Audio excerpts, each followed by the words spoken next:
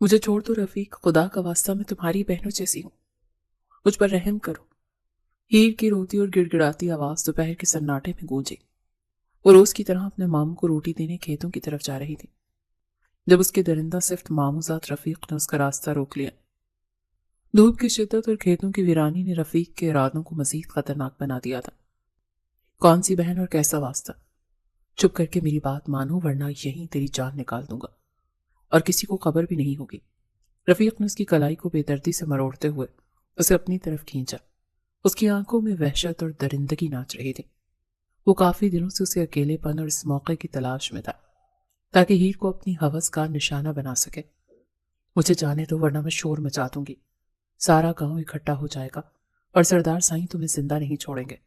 ہیر نے روتے ہوئے اسے دھکا دینے کی کوشش کی مگر وہ ایک کمزور لڑکی تھی اور رفیق ایک مضبوط اور ظالم مرد۔ اس نے ہیر کی دھمکی سن کر ایک قہقہ لگایا۔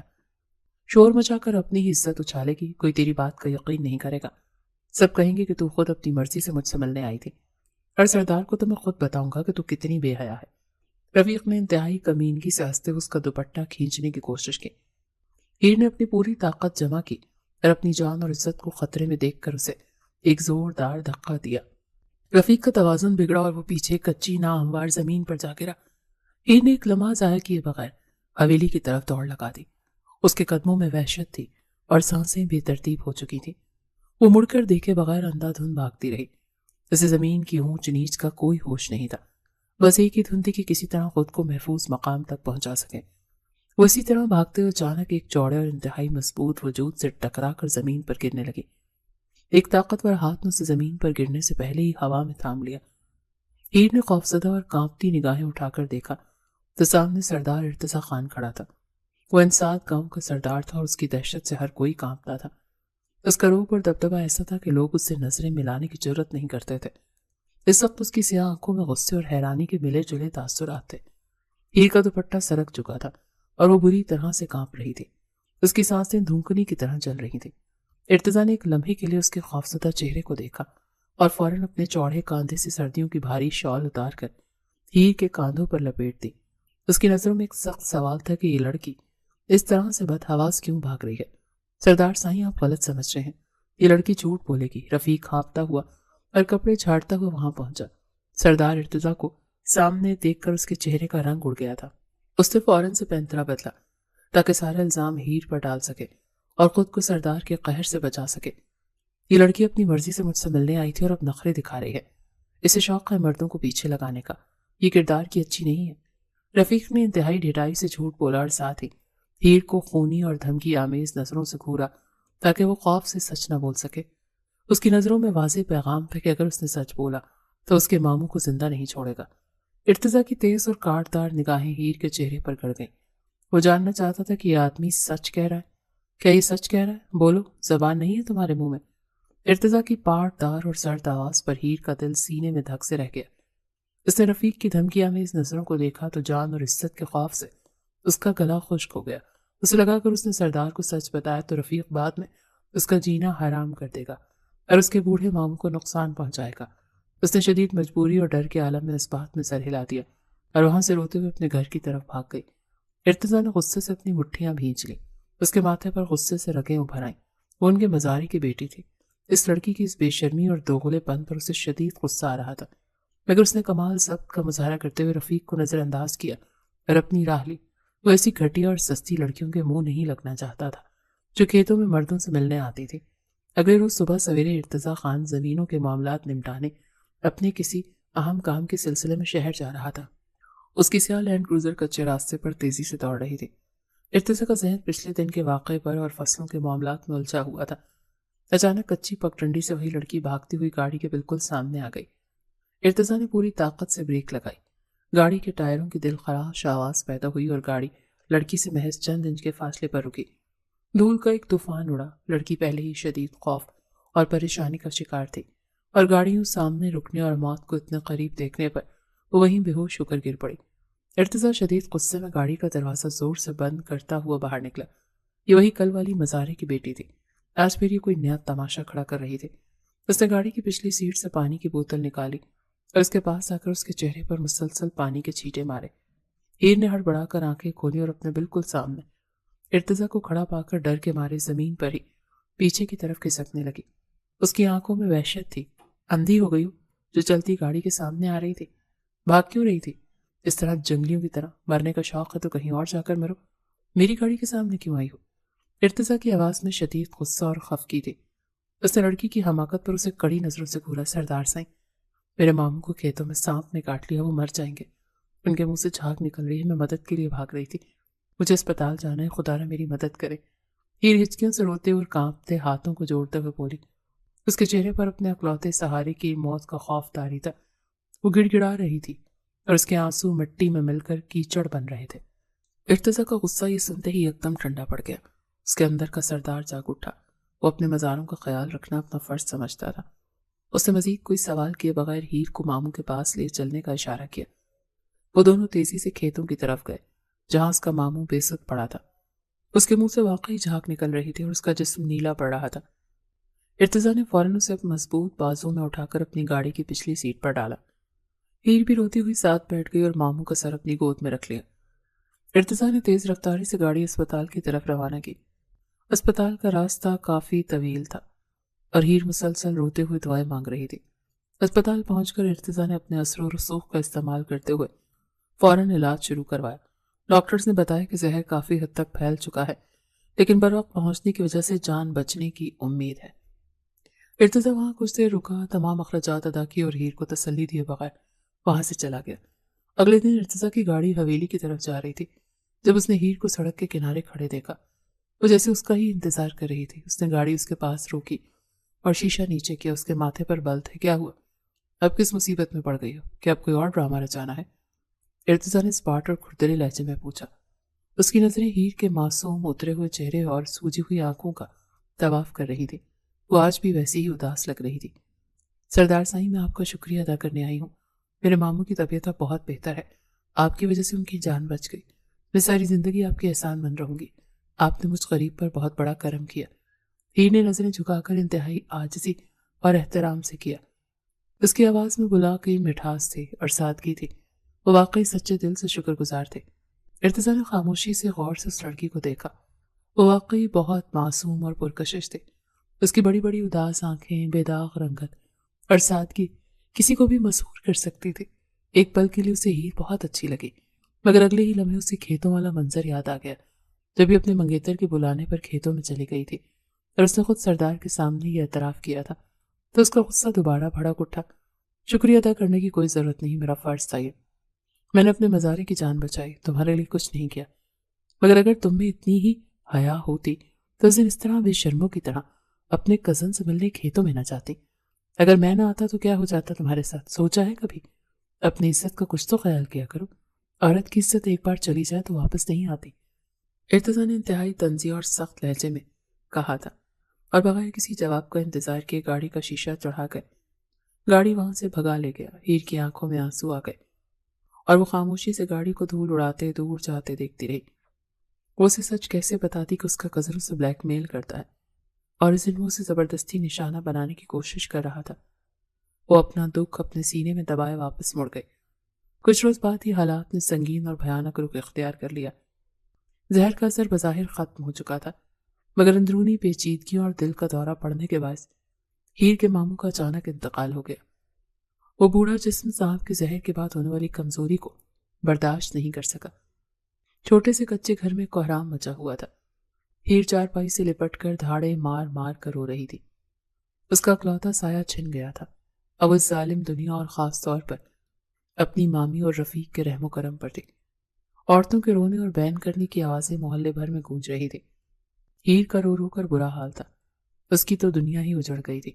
اس کی مامی ایک کونے میں بیٹھی جھوٹے آنسو بہا رہی تھی، جبکہ اس کی نظروں میں ہیر کے لیے وہی پرانی نفرت تھی۔ سب عورتیں پردہ کر لیں اور پیچھے ہٹ جائیں۔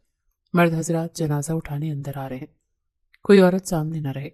ایک بزرگ عورت نے باآواز سے بلند اعلان کیا تاکہ صحن خالی کیا جا سکے اور محرم نامحرم کا فرق ملحوظ رکھا جائے۔ جنازہ اٹھانے والوں میں سردار ارتضیٰ خان بھی صف اول میں شامل تھا۔ جیسے ہی وہ بھاری قدموں کے ساتھ صحن میں داخل ہوا، اس کی تیز نظر سیدھی ہیر پر پڑی۔ وہ ماموں کی چارپائی کے پاس فرش پر بیٹھی بے حال ہو رہی تھی۔ اسے اپنے دوپٹے کا بالکل ہوش نہیں تھا، جو اس کے کاندھوں سے سرک کر زمین پر گر چکا تھا۔ اس کے بال بکھرے ہوئے تھے۔ وہ بس اپنے ماموں کا چہرہ تکے جا رہی تھی۔ ارتضیٰ نے فوراً اپنی نظریں چرا لی۔ اس کی مٹھیاں غصے سے بھیج گئی۔ جب باقاعدہ پردے کا اعلان کر دیا گیا تھا تو اس لڑکی کو اپنا ہوش کیوں نہیں تھا؟ کیا یہ جان بوجھ کر مردوں کی توجہ حاصل کرنا چاہتی تھی؟ اس کا ذمہ دار اور سرداری خون جوش مارنے لگا۔ اسے ہیر کی یہ بے پردگی ایک سوچی سمجھی سازش لگی۔ اس نے سختی سے اپنے جبڑے بھینچے اور غصے کو قابو کرتے ہوئے جنازے کو کاندھا دینے آگے بڑھا۔ جنازہ جب حویلی کے گیٹ سے باہر لے جایا جانے لگا تو ہیر بھی دیوانہ وار روتی ہوئی پیچھے کی طرف بھاگی۔ وہ ماموں کو آخری بار جی بھر کر دیکھنا چاہتی تھی، اس سے لپٹنا چاہتی تھی، مگر دروازے تک پہنچتے ہی مسلسل رونے، نڈھال پن اور کئی وقتوں کی فاقہ کشی کے باعث اس کی آنکھوں کے سامنے اندھیرا چھا گیا اور وہ گیٹ پر ہی چکرا کر بے ہوش ہو کر گرنے لگی۔ ارتضیٰ جو جنازے کے بالکل پیچھے چل رہا تھا، اس نے تیزی سے آگے بڑھ کر ہیر کو کچی زمین پر گرنے سے بچا لیا۔ نہ چاہتے ہوئے بھی اسے اس غیر محرم لڑکی کو اپنے مضبوط بازو میں سنبھالنا پڑا، ورنہ اس کا سر پتھر سے ٹکرا کر بری طرح پھٹ جاتا۔ اس کے اندر وجود کا بوجھ ارتضیٰ کے بازوؤں پر تھا۔ اس نے ہیر کو اٹھایا اور گھر کے اندر لے آیا۔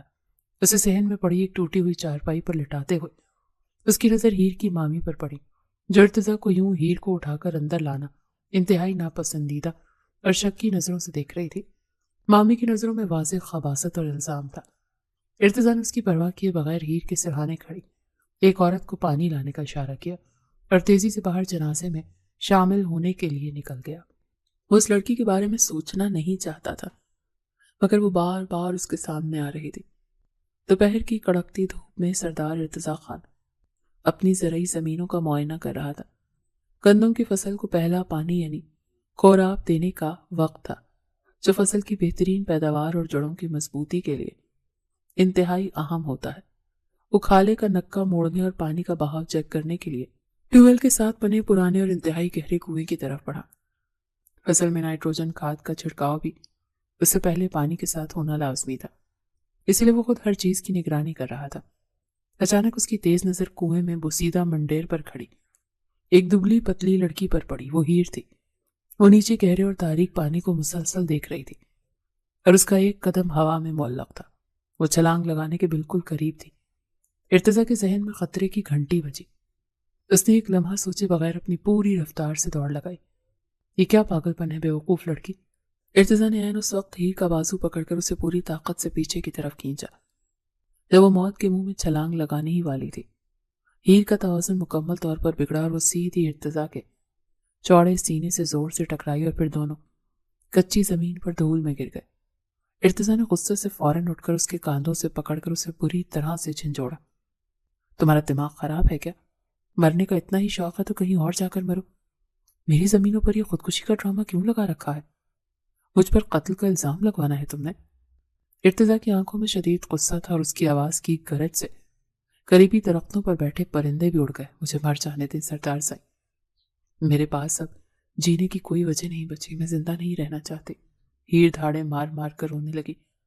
اس کا چہرہ آنسوؤں سے بھیگ چکا تھا اور وہ زمین پر بیٹھی اپنے بال نوچ رہی تھی۔ اس کی حالت انتہائی قابل رحم تھی۔ وجہ میں پوچھ رہا ہوں کہ تم یہ اپنی جان لینے جیسا حرام اور بزدلانہ کام کیوں کرنے جا رہی ہو؟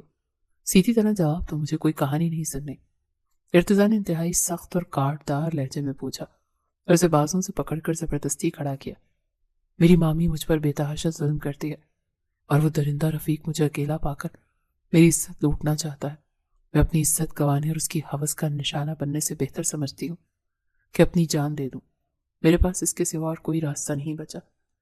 ہیر کی آواز میں درد، بے بسی اور تھکن تھی۔ اس نے روتے ہوئے اپنے بازوں سے قمیص کی آستینیں پیچھے کی اور اپنے زخمی بازو دکھائے جہاں مامی کے مارنے کے نیل پڑے ہوئے تھے۔ ارتضیٰ نے اس کے زخم دیکھے تو اس کے اندر کا سردار اور مرد جاگ اٹھا۔ اس کی مٹھیاں غصے سے بھیج گئی۔ کوئی اس کے علاقے میں ایک یتیم لڑکی پر ایسا ظلم کرے، یہ اسے گوارا نہیں تھا۔ تم آج سے میری حویلی میں کام کرو گی، کوئی رفیق یا تمہاری مامی وہاں قدم نہیں رکھ سکتی۔ تو وہاں پوری طرح محفوظ رہو گی اور کوئی تمہاری طرف آنکھ اٹھا کر نہیں دیکھے گا۔ ارتضیٰ نے حتمی فیصلہ کن لہجے میں کہا۔ اس کے لہجے میں کوئی لچک نہیں تھی۔ وہ جو فیصلہ کرتا اس پر عمل کرواتا تھا۔ کیا سچ میں سردار سائیں؟ کیا میں وہاں رہ سکتی ہوں؟ مجھے پناہ مل جائے گی؟ ہیر کی آنکھوں میں ڈر کے ساتھ ایک امید کی کرن جاگی۔ اس نے حیرت اور خوشی سے آنسو صاف کرتے ہوئے ارتضیٰ کو دیکھا تھا۔ میں اپنی بات کبھی نہیں دہراتا۔ جاب فوراً اپنا سامان اٹھا اور سیدھی حویلی پہنچا، اور کوئی تماشا کیے بغیر۔ ارتضیٰ نے اسپاٹ لہجے میں جواب دیا اور مڑ کر اپنی لینڈ کروزر کی طرف چل دیا۔ ہیر تیزی سے اپنے کچے گھر پہنچی اور اپنا پرانا سا بیگ نکال کر اس میں اپنے 2-3 کپڑے رکھنے لگی۔ اس کے چہرے پر ایک عجیب سا سکون تھا۔ یہ کیا کر رہی ہے منحوس لڑکی؟ کہاں جانے کی تیاری ہے بغیر پوچھے؟ مامی نے دروازے میں کھڑے ہو کر زہریلے لہجے میں پوچھا۔ اس کی آنکھوں میں لالچ اور غصہ تھا، کیونکہ ہیر کے جانے کا مطلب تھا گھر کا سارا کام اب اسے خود کرنا پڑے گا۔ میں سردار سائیں کی حویلی کام کرنے جا رہی ہوں، اب میں اس جہنم میں ایک پل نہیں رکوں گی۔ آپ لوگوں کے ظلم بہت سہ لیے۔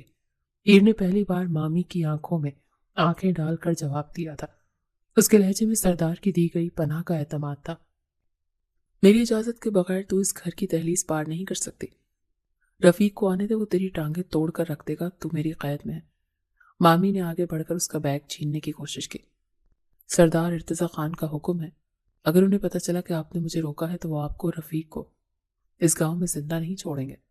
ان کا غصہ تو آپ جانتی ہیں۔ ہیر نے سردار کا نام استعمال کیا تو مامی کے ہاتھ خوف سے کانپ گئے۔ سردار کی دہشت اور انصاف پورے علاقے میں مشہور تھا۔ ہیر نے اپنا بیگ مضبوطی سے پکڑا اور مامی کو پیچھے دھکیلتی ہوئی گھر سے باہر نکل گئی۔ حویلی کا بڑا اور مضبوط آہنی دروازہ پار کرتے ہوئے ہیر کا دل زور زور سے دھڑک رہا تھا۔ وہ سیدھی صحن میں پہنچی جہاں اماں سائیں ایک بڑی چارپائی پر بیٹھی حقہ پی رہی تھی۔ اماں سائیں ارتضیٰ کی دادی تھی اور حویلی کا سارا نظام انتہائی سختی سے وہی سنبھالتی تھی۔ کون ہے تو؟ اور یہاں کس کی اجازت سے اندر آئی ہے؟ چل نکل باہر۔ اماں سائیں نے اپنی کمزور لیکن تیز نگاہوں سے ہیر کو اوپر سے لے کے نیچے تک دیکھا اور سخت لہجے میں ڈانٹا۔ جی، مجھے سردار سائیں نے کام کے لیے بھیجا ہے، میرا نام ہیر ہے، انہوں نے مجھے یہاں رہنے کا حکم دیا ہے۔ ہیر نے ڈرتے ہوئے نظریں جھکا کر انتہائی ادب سے جواب دیا۔ اماں سائیں نے حقے کی مول نکالی اور بغور اس کے چہرے کو دیکھا۔ ہیر کے نقوش میں کچھ ایسا تھا جو انہیں بہت مانوس لگا۔ انہیں محسوس ہوا جیسے انہوں نے اس لڑکی کو پہلے کہیں دیکھا ہے، مگر عمر رسیدگی کی وجہ سے ان کا ذہن ساتھ نہیں دے رہا تھا۔ ٹھیک ہے، اگر ارتضیٰ نے بھیجا ہے تو جا کر باورچی خانے میں بڑی بی کے ساتھ ہاتھ بٹا۔ سن لے، اس حویلی کے اصول بہت سخت ہیں، کوئی غلطی برداشت نہیں ہوگی، سیدھی طرح کام کرنا۔ اماں سائیں نے اپنا حقہ دوبارہ گڑگڑاتے ہوئے کہا اور ہیر کو اندر جانے کا اشارہ کیا۔ شروع کے دن ہیر کے لیے بہت مشکل ثابت ہوئے۔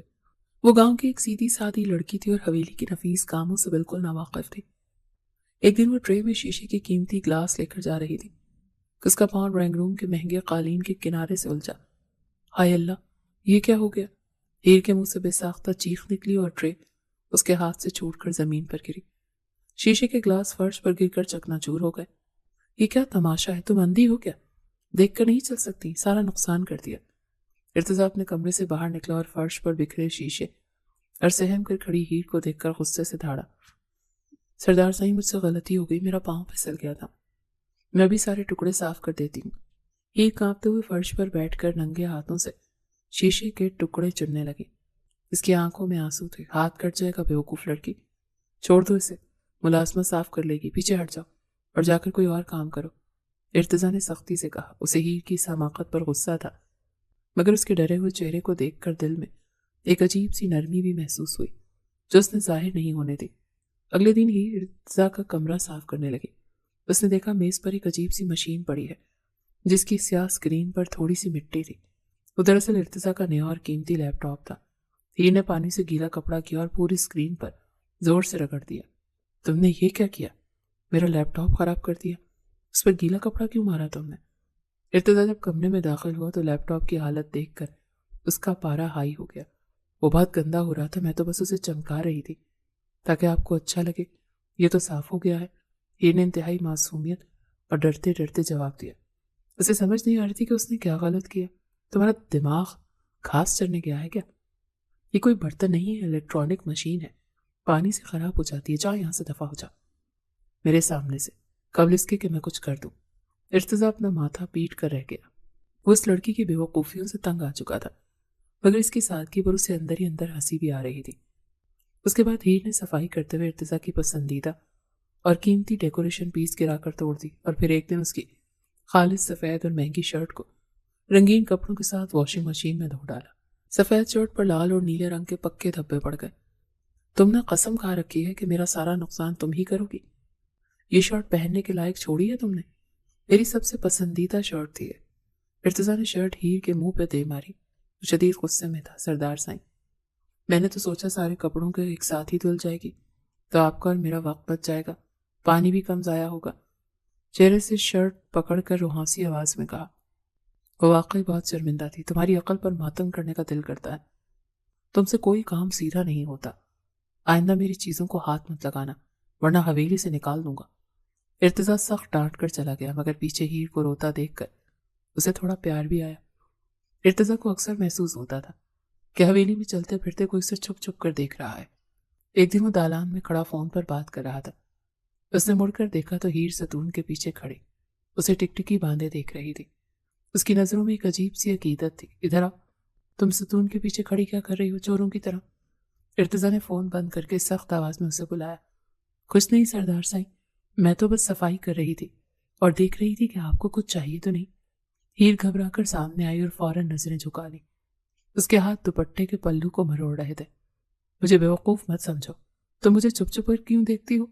अपने काम से काम रखा करो और नजरें नीची रखा करो। मेरी हवेली में ये सब नहीं चलता। इर्तिजा ने उसे खरी खरी सुनाई, मगर हीर अपनी इस आदत से बाज नहीं आती थी। उसे इर्तिजा का रोब और गुस्सा दोनों ही अच्छे लगने लगे थे। वो उसका मुहाफिज था। चंद दिन बाद इर्तिजा की शहरी कजन छुट्टियां गुजारने गांव आ गए। वो सब बहुत तेज और शरारती थे। हीर जब उनके सामने चाय लेकर ड्राइंग रूम में गई तो उसे हैरत से देखने लगे। वाह यार, इर्तिजा की हवेली में तो बड़ी जबरदस्त मुलाजमा है। क्या नाम है तुम्हारा? एक कजन वलीद ने शरारत से हीर को ऊपर से लेकर नीचे तक देखते हुए पूछा। मेरा नाम हीर है जी, मैं यहाँ काम करती हूँ। हीर ने सादगी से जवाब दिया और चाय मेज पर रखने लगी। हीर, तुम्हें इंग्लिश आती है? हम तुम्हें सिखाएंगे। बोलो आई लव यू। वलीद ने बाकी कजन्स को आंख मारते हुए हीर से कहा। हीर को नए लफ्ज सीखने का बहुत शौक था।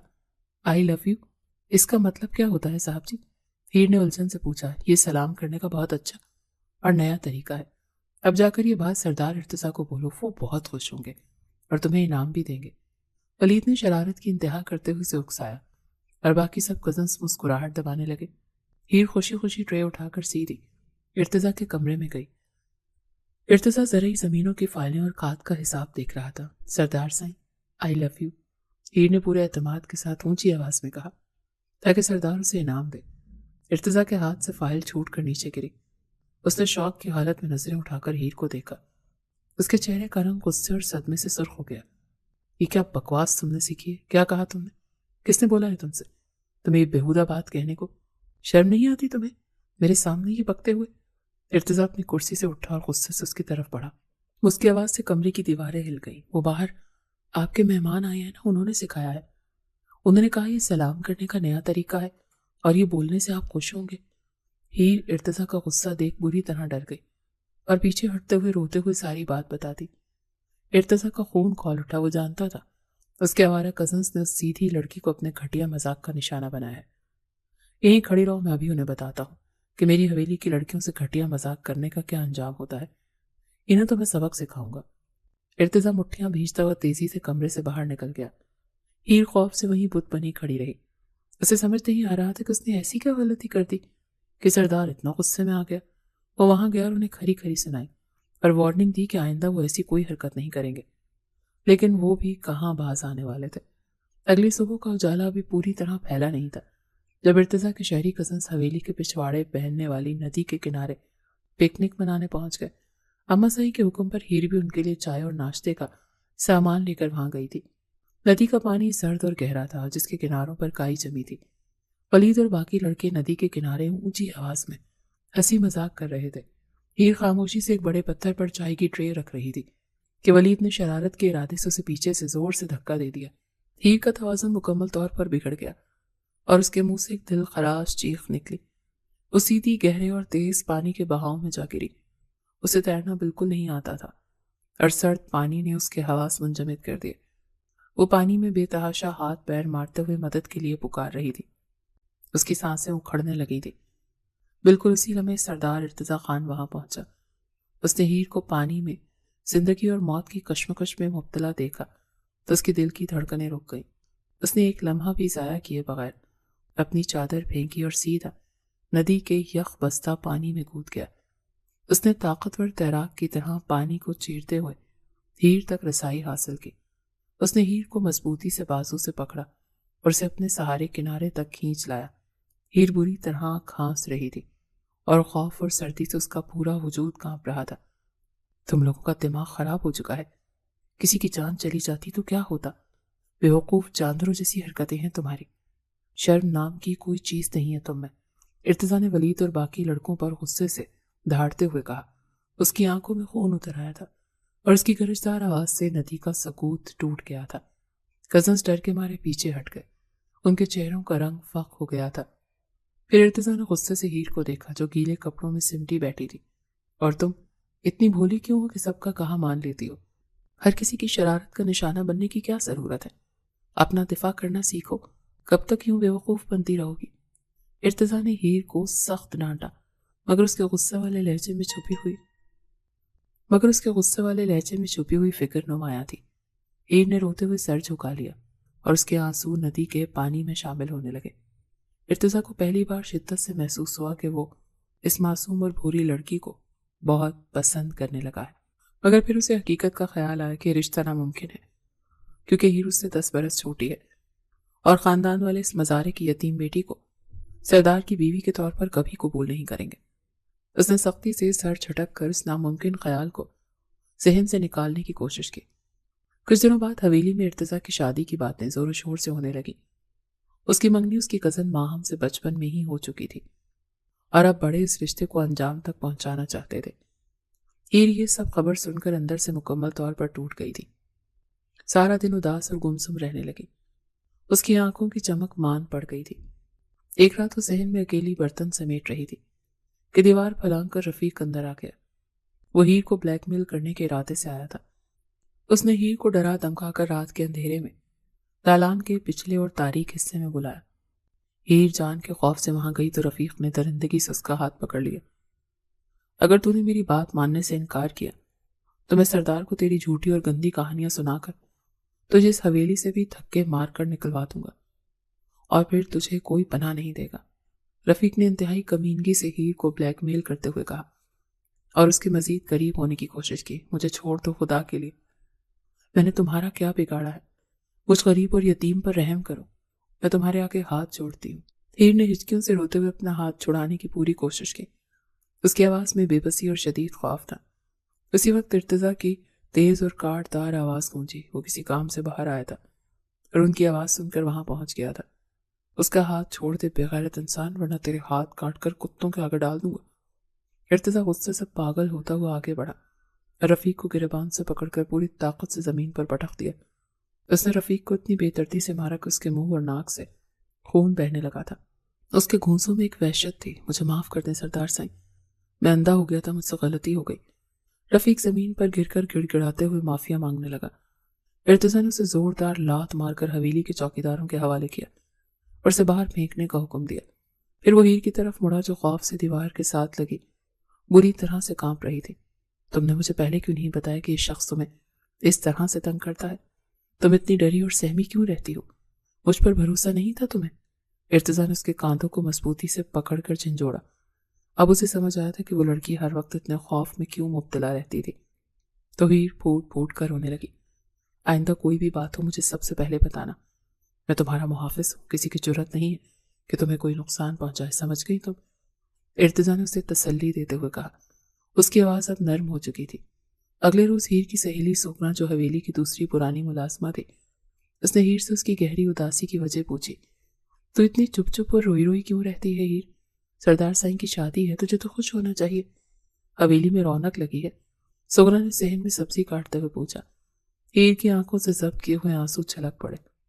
میں سردار سائیں کو بہت پسند کرنے لگی ہوں سوگنا، مجھ سے ان کی شادی کسی اور سے ہوتے نہیں دیکھی جائے گی، میرا دل پھٹ جائے گا، اس لیے میں نے فیصلہ کیا ہے میں شادی سے پہلے ہی اپنی مامی کے پاس واپس چلی جاؤں گی، مجھ سے یہ سب برداشت نہیں ہوگا۔ ہیر نے روتے ہوئے اپنے دل کا بوجھ ہلکا کیا اور اپنا فیصلہ سنایا۔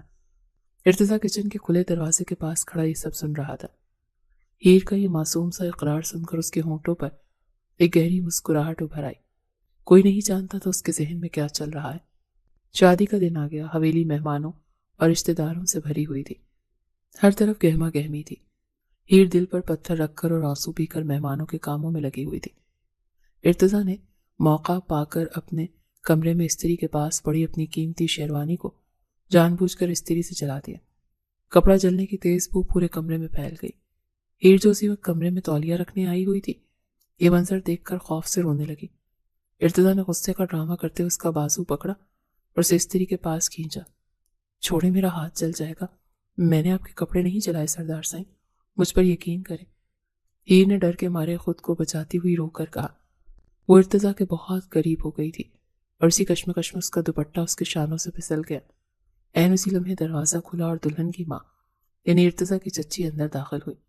ان دونوں کو اتنا قریب دیکھ کر اور قیمتی شیروانی کو جلا ہوا پا کر اس نے آسمان سر پر اٹھا لیا۔ یہ کیا بے حیائی ہو رہی ہے سردار سائیں؟ آپ اس دو کوڑی کی ملازمہ کے ساتھ اتنے قریب کیا کر رہے ہیں؟ اور اس منحوس نے آپ کی شیروانی جلا دی؟ چچی نے غصے سے چیختے ہوئے کہا۔ ماں بھی شور سن کر وہاں آ گئی۔ اسے تو بس شادی توڑنے کا کوئی پکا بہانہ چاہیے تھا۔ اس نے بھی خوب واویلا مچایا اور شادی سے صاف انکار کر دیا۔ سردار سائیں، آپ کی شادی اس منحوس اور بد کردار لڑکی کی وجہ سے ٹوٹ گئی ہے۔ ہم یہ بے عزتی ہرگز برداشت نہیں کریں گے۔ اسے سخت سے سخت سزا سنائیں۔ چچی نے زہر اگلتے ہوئے ہیر کی طرف انگلی اٹھا کر مطالبہ کیا۔ ارتضیٰ نے اپنی سرد نگاہ روتی ہوئی معصوم ہیر پر ڈالی۔ اس کا بس نہیں چل رہا تھا کہ وہ اسے سچ میں اپنے گلے لگا کر ساری دنیا سے چھپا لے، مگر اس وقت سردار کی کرسی پر تھا۔ یہی لڑکی اس سب کی قیمت ادا کرے گی، میری بیوی بن کر۔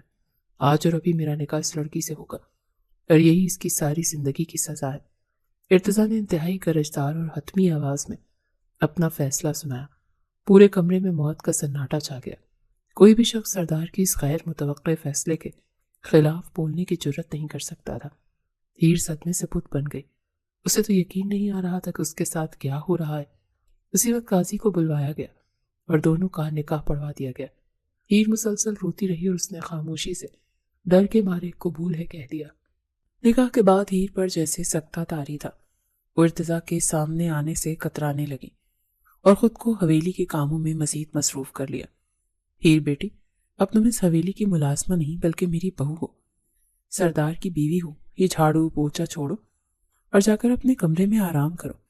اما سائی نے اسے پیار سے پاس بٹھا کر سمجھاتے ہوئے کہا۔ وہ ہیر کو پسند کرتی تھی۔ ہیر کو لگتا تھا کہ ارتضیٰ اس سے سچ میں ناراض ہے اور اس نے واقعی اسے محض سزا دینے کے لیے یہ نکاح کیا ہے، کیونکہ نکاح کے فوراً بعد ارتضیٰ شہر اپنے کسی عام بزنس کے کام سے چلا گیا تھا اور کئی دن تک واپس نہیں آیا تھا۔ ایک روز رات گئے ارتضیٰ حویلی واپس آیا۔ اس نے ایک ملازمہ کے ہاتھ ہیر کو اپنے کمرے میں بلانے کا پیغام بھیجا۔ ہیر نے ڈر کے مارے جانے سے انکار کر دیا اور اپنے کمرے کا دروازہ اندر سے مضبوطی سے لاک کر لیا۔ ارتضیٰ تھکا ہوا تھا، اس لیے وہ غصہ ضبط کر کے چپ چاپ سو گیا۔ اگلی صبح ہیر یہ سوچ کر کہ سردار سائیں رات کے سفر کے بعد ابھی سو رہے ہوں گے، کمرے کی صفائی کرنے چلی گئی۔ وہ خاموشی سے جھاڑو لگا کر واپس پلٹنے لگی تو اچانک ارتضیٰ نے، جو پہلے ہی جاگ رہا تھا، اس کا بازو پکڑ کر اسے اپنی طرف کھینچا۔ ہیر کا توازن بگڑا اور وہ سیدھی ارتضیٰ کے چوڑے سینے پر جا گری۔ ارتضیٰ نے فوراً اس کی کمر کے گرد اپنے مضبوط بازو لپیٹ لیے۔ مجھ سے بھاگنے کی کوشش مت کیا کرو ہیر، تم میری بیوی ہو، مجھ پر تمہارا حق ہے۔ ارتضیٰ نے اس کی جھکی ہوئی آنکھوں میں گہرائی سے دیکھتے ہوئے سرگوشی کی۔ اس کی گرم سانسیں ہیر کے چہرے سے ٹکرا رہی تھی۔ ہیر کا چہرہ شرم اور حیا سے سرخ ہو گیا اور اس کی قید سے بھاگنے کے لیے مچلنے لگی۔ ارتضیٰ نے مسکراتے ہوئے اس کی گرفت ڈھیلی کی اور اسے جانے دیا۔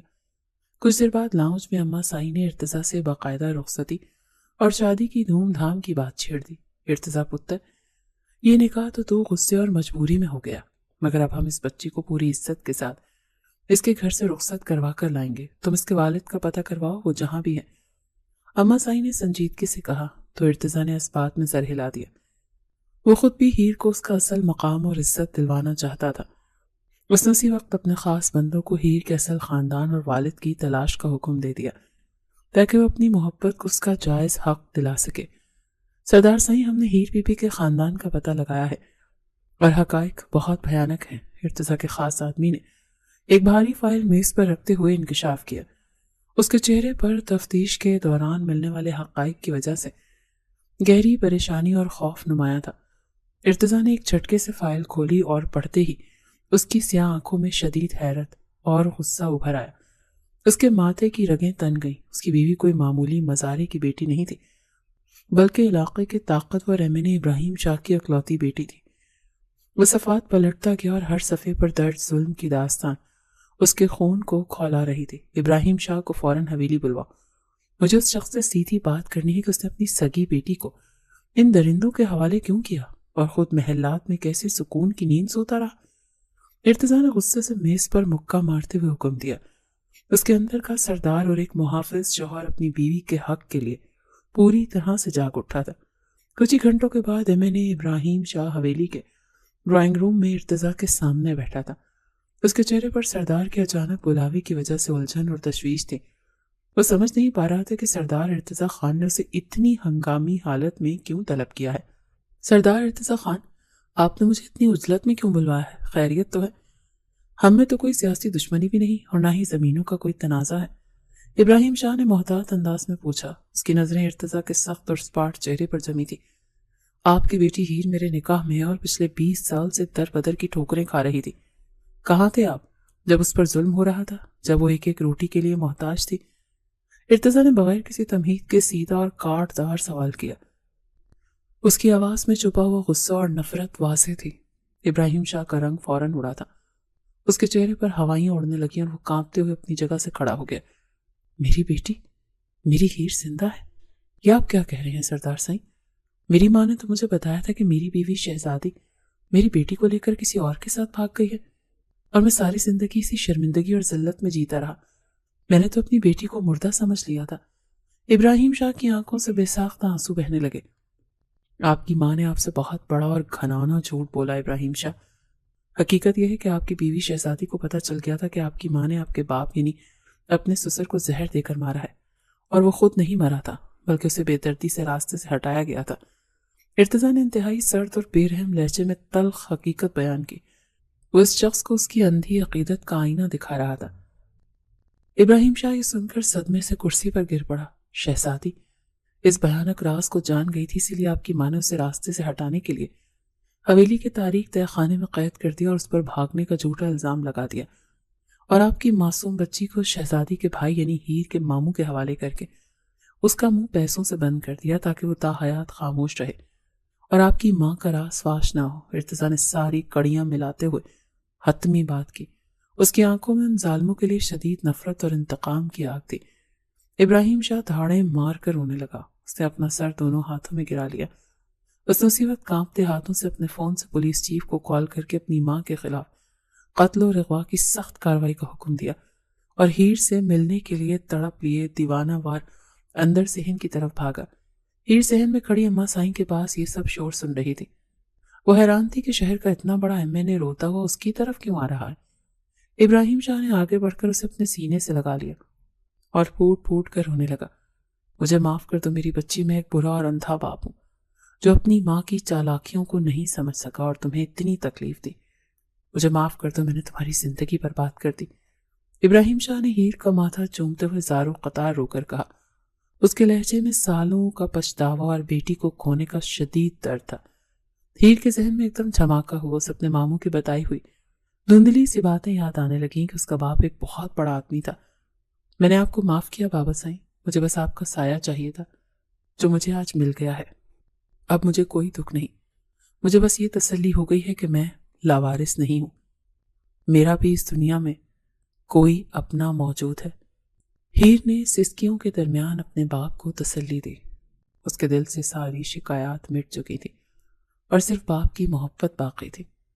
اماں سائیں نے صورتحال کو سنبھالا اور ابراہیم شاہ کو مشورہ دیا کہ وہ اب ہیر کو اپنے گھر لے جائے اور وہاں سے پورے وقار اور عزت کے ساتھ اس کی باقاعدہ رخصتی کرے۔ ابراہیم شاہ اپنی بیٹی کو پورے پروٹوکول اور درجنوں گاڑیوں کے قافلے کے ساتھ لے کر اپنے عالی شان گھر آ گیا۔ ہیر کے باپ کے MNA ہونے کا راز کھلنے کے بعد ارتضیٰ کے والد نواب خان کا رویہ بھی اکثر بدل گیا۔ نواب خان کو سرداری نہیں ملی تھی کیونکہ ارتضیٰ کے دادا نے اپنی زندگی میں ہی اپنے بیٹے کی نااہلی کو دیکھتے ہوئے سرداری کی پگڑی اپنے قابل اور روب دار پوتے ارتضیٰ کے سر پر رکھ دی تھی۔ نواب خان کو پہلے اس 2 کوڑی کی لڑکی سے نکاح پر شدید اعتراض تھا، مگر اب ایمے نے ابراہیم شاہ کا نام اور طاقت سن کر اس کی باتیں کھل گئی تھیں۔ دیکھو بیگم، میں تو پہلے ہی کہتا تھا کہ میرے بیٹے ارتضیٰ کا فیصلہ کبھی غلط نہیں ہو سکتا۔ ابراہیم شاہ کے ساتھ رشتہ جوڑنے سے ہمارے بزنس کو راتوں رات کروڑوں کا فائدہ ہوگا اور ہماری سیاسی طاقت بھی دگنی ہو جائے گی۔ یہ سودا بہت نفع بخش ثابت ہوا ہے۔ نواب خان نے انتہائی لالچ اور خوشی سے اپنی دوسری بیوی کو بتایا۔ ارتضیٰ کی سگی ماں بہت سال پہلے انتقال کر چکی تھی اور اس کا کوئی سگا بہن بھائی نہیں تھا، اسی لیے وہ اکیلا ہی پوری حویلی کا وارث تھا۔ مجھے ان گاؤں والوں کے جذباتی ڈراموں سے کوئی دلچسپی نہیں ہے، بس شکر ہے کہ لڑکی کا باپ امیر اور بااثر نکلا، ورنہ میں تو اس گنوار اور ان پڑھ لڑکی کو حویلی میں کبھی بھی برداشت نہ کرتی۔ میں ایک فیشن ڈیزائنر ہوں، میرا کلاس اور سٹیٹس ہے، اور یہ پسماندہ گاؤں میرے معیار کے بالکل خلاف ہے۔ سوتیلی ماں نے انتہائی رعونت اور تکبر سے اپنے ناخن فائل کرتے ہوئے جواب دیا۔ اسے گاؤں اور گاؤں کے سیدھے سادے لوگوں سے شدید نفرت تھی، مگر دولت کے لالچ نے اس کا منہ بھی بند کر دیا تھا۔ ادھر ابراہیم شاہ کے گھر میں شادی کی تیاریاں عروج پر تھیں۔ پورے گھر کو دلہن کی طرح سجایا گیا تھا۔ آج ہیر کی سالگرہ تھی، رات کے 12 بج چکے تھے۔ ارتضیٰ نے ہیر کو فون پر ملنے کا کہا اور اسے کمرے سے باہر آنے کا حکم دیا۔ سردار سائیں، ہم نہیں مل سکتے۔ بابا سائیں نے سختی سے منع کیا ہے کہ رخصتی تک ہمارا پردہ ہے۔ آپ خدا نہ واپس چلے جائیں، کوئی دیکھ لے گا تو قیامت آ جائے گی، میری عزت کا سوال ہے۔ ہیر نے فون پر انتہائی گھبراہٹ اور ڈرتے ہوئے اسے روکا۔ اس کی آواز خوف سے کانپ رہی تھی۔ تم مجھ سے پردہ کرو گی ہیر؟ میں تمہارا شوہر ہوں، کوئی غیر محرم نہیں۔ تم دروازہ نہیں کھولو گی تو میں خود اندر آ جاؤں گا، اور مجھے روکنے والا تو کوئی نہیں ہے۔ میں سردار ہوں، مجھے اصول توڑنا آتا ہے۔ ارتضیٰ نے انتہائی ضد اور حاکمانہ انداز میں بات کی اور فون فوراً سے کاٹ دیا۔ اس کے ارادے اٹل تھے اور وہ ہر حال میں اپنی ہیر کو دیکھنا چاہتا تھا۔ ہیر نے ڈر کے مارے کمرے کا دروازہ اندر سے مضبوطی سے لاک کر لیا اور دل پر ہاتھ رکھ کر بیڈ پر بیٹھ گئی۔ وہ بیڈ پر بیٹھی ہی تھی کہ دروازے کا لاک کھلنے کی ہلکی سی آواز آئی۔ ارتضیٰ نے اپنے اسر و رسوخ اور چالاکی سے ہوشیاری سے ڈپلیکیٹ چابی بنوا لی تھی اور اب وہ پورے حق کے ساتھ دروازہ کھول کر اندر داخل ہو رہا تھا۔ اس کے ہاتھ میں خوبصورت اور بڑا چاکلیٹ کیک تھا جس پر موم بتیاں روشن تھی۔ ہیر اسے یوں اچانک آدھی رات کو اپنے کمرے میں دیکھ کر حیرت اور خوشی سے اپنی جگہ پر کھڑی ہو گئی۔ ارتضیٰ نے کیک میز پر رکھا اور ہیر کے بالکل قریب آ کر کھڑا ہو گیا۔ اس کی نظروں میں ایک عجیب سا سحر تھا۔ سالگرہ مبارک ہو میری جان، میری ہیر، تم میری زندگی کی سب سے خوبصورت حقیقت ہو۔ آج کے دن تم اس دنیا میں میرے لیے آئی تھی۔ ارتضیٰ نے انتہائی نرمی اور محبت سے اس کی بڑی اور اداس آنکھوں میں دیکھتے ہوئے سرگوشی کی۔ اس کے آواز میں گہرا خمار اور چاہت چھپی تھی۔ ہیر کی آنکھوں میں بے ساختہ آنسو آ گئے۔ آپ کا بہت شکریہ سردار سائیں، آپ نے مجھے زندگی کی ہر خوشی دی ہے۔ میں آپ کے اس عظیم احسان کا بدلہ ساری زندگی نہیں چکا سکتی۔ آپ نے مجھے اندھیرے میں رہنے والی لڑکی کو روشنی دی ہے۔ ہیر نے روتے ہوئے انتہائی عقیدت اور محبت سے ارتضیٰ کے ہاتھ کو چوم لیا تھا۔ اس کے لہجے میں سچی محبت اور حد درجہ شکر گزاری تھی۔ ارتضیٰ نے مسکراتے ہوئے اس کا نرم اور کانپتا ہوا ہاتھ اپنے مضبوط ہاتھوں میں تھام لیا اور اس کی آنکھوں سے آنسو صاف کیے۔ یہ احسان نہیں ہے، میری محبت ہے ہیر۔ میں تمہیں اس دن سے دیوانوں کی طرح پسند کرتا ہوں جب تم پہلی بار میری گاڑی کے سامنے آئی تھی، میری معصوم سی پری جسے دنیا کی کوئی خبر ہی نہیں تھی۔ میں تمہاری سادگی پر اسی دن ہار گیا تھا۔ ارتضیٰ نے اس کے چہرے سے بکھری ہوئی لٹیں ہٹاتے ہوئے اپنے دل کا حال پوری سچائی سے سنایا۔ ہیر شدید حیرت سے اسے دیکھنے لگی۔ آپ کا دل زور زور سے دھڑک رہا تھا، مگر آپ کی تو شادی ہونے والی تھی ماہم بیوی سے، پھر آپ نے مجھ غریب سے نکاح کیوں کیا؟ اور وہ سب تماشا کیا تھا جو شیروانی جلنے پر ہوا تھا؟ مجھے تو لگا آپ سچ میں مجھ سے غصے میں تھے۔ ہیر نے الجھن اور بے پناہ معصومیت سے سوال کیا۔ وہ اب بھی اس معمے کو نہیں سمجھ پائی تھی کہ اس دن اصل میں ہوا کیا تھا۔ ارتضیٰ نے ایک دلکش اور شرارتی قہقہہ لگایا جس سے ہیر کے دل کی دھڑکن مزید تیز ہو گئی۔ وہ شادی میں نے خود ختم کروائی تھی میری جان۔ میں نے جان بوجھ کر اپنی پسندیدہ شیروانی استری سے جلائی تھی تاکہ ماہم کی ماں تماشا بنائے اور شادی ٹوٹ جائے، اور پھر میں پورے حق اور سرداری روب کے ساتھ تمہیں اپنی بیوی بنا سکوں۔ مجھے پتا تھا وہ موقع ہاتھ سے جانے نہیں دیں گی۔ میری منزل صرف تم تھی ہیر، اور میں اپنی منزل کو پانے کے لیے کسی بھی حد تک جا سکتا تھا۔ ارتضیٰ نے انتہائی فخر اور گہری محبت سے اپنی اس شاندار اور خطرناک چال کا اعتراف کیا۔ ہیر تو یہ سن کر ہی دنگ رہ گئی تھی۔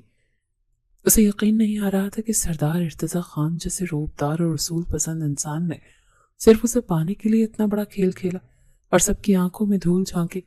اس کا دل محبت کے شدید اور میٹھے جذبات سے لبریز ہو گیا۔ آپ مجھ سے اتنی محبت کرتے ہیں، میں تو اس قابل بھی نہیں تھی، میں تو ایک معمولی سی لڑکی تھی۔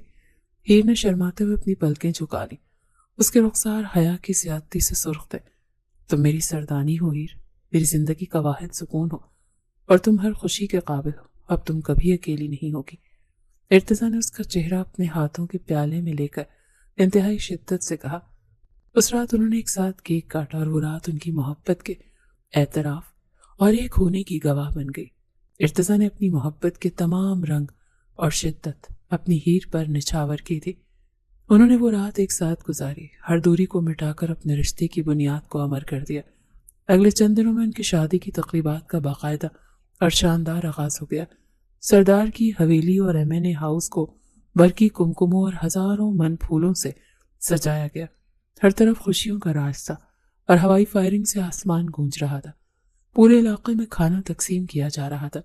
رخصتی کے دن ہیر قیمتی سرخ روسی جوڑے اور بھاری ہیروں کے زیورات میں کسی سچی شہزادی سے کم نہیں لگ رہی تھی۔ اس کا باپ ابراہیم شاہ فخر اور نماکوں سے اپنی بیٹی کو رخصت کر رہا تھا۔